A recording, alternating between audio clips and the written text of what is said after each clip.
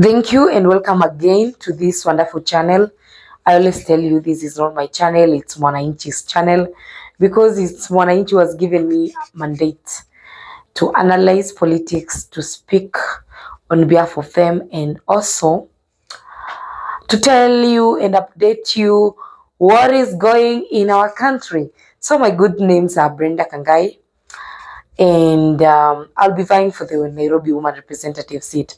But before tufike huko manze, lazima niwachanue, because you're my people and I got you, and I want you to be updated by everything that is happening in our country. So I think umekuwa mkiangalia the way Rigathi Gachagua is behaving nowadays. And what I want to tell you is that Rigathi Gachagua is behaving that way not because it's a coincidence, but because it's a well-planned strategy between him and the president and the people within UDA. So what I want to tell you guys is, one, kuna wabunge all of a sudden wametokea wakaanza kusema Rigathi ni mwana wetu, Rigathi daka utuo agakire manega kana mwaki.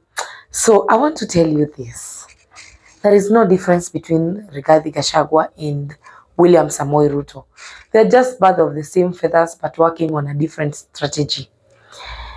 Rigathi Gachagua is a genuine man, ambaye anatetea wa Kenya, ambaye amegundua William Ruto ni mbaya, ambaye amegundua William Ruto ni mnyanyasaji wa wananchi. Rigathi Gachagua should be the first person to say no to finance bill. But what did he say? Alisema, I will think if I will support the finance bill or not. Natgai demori adwaito seteogoroki. Is that not madness? Yani, do akoro no fatigo support the bill, kanadu fatigo support. Osi ni moro dore, arako thoma wana, arago kuwa wana, wanaikua. So what I want to tell you, my dear Mount Kenya people, don't mind, I mix the Embu accent and the Kikuyu accent, because my mom and my dad, they are both from, one is from Kiambu County, and the other one is a mixture of Katundu and Embu. So 99.99% I'm Kiambu. 99, so don't mind mixing the accent. So guys, ni kusoma ujinga tunasoma watu wa Mount Kenya. Fungueni akili, mjue mali hao wase wamewaeka. Because there is no difference at all between Rigathi Gachagua and William Samoei Ruto. It's just one group, but different strategies.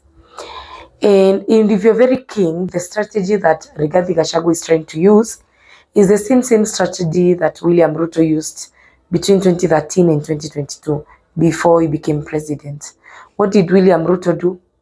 Ali pretend wamekosana na mdosi wake, who is Uhuru Kenyatta, wamenabishana kwa rallies, and it was a test setup. For me, nejoy ni moko higiria maiga. No, it was a strategy. Mutikaikia maiga maige mono if you have not chunguzad what I'm saying. Because demwere kaudo hiyo kupigana kwa politician means moja anajaribu kutafuta sympathy ya wananchi. Anatafuta sympathy so that mwananchi can feel, mtu wetu anateswa, mtu wetu amenyanyaswa, wewe achana na mtu wetu, wewe. But they are the bird of the same feathers. So yes, that's my take.